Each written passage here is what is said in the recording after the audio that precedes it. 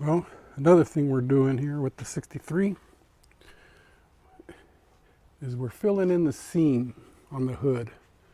Because see here, you got this body line, but then here, let's get this camera right.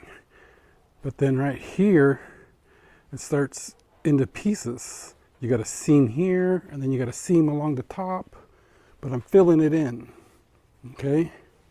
See, here's that seam. Okay, here's where I'm starting to fill it in. Okay, that's an ugly seam. And it's all the way, comes all the way around. That's gonna get filled in, that's gonna get filled in. And see right here, it stops and goes down. Now what was that? See, I want it all to match this seam here. Okay, all the way down.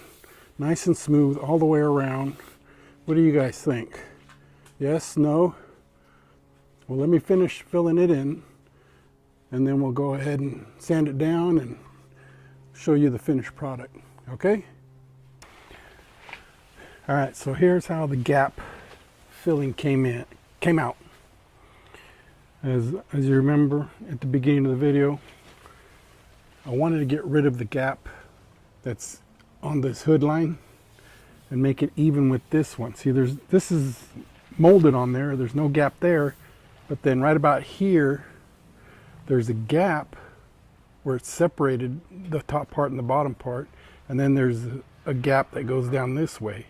Well, I didn't want that. I wanted to make it all smooth like one solid piece, so I filled it in, and here's what we got. Okay, all across here. I made it as one piece. Okay.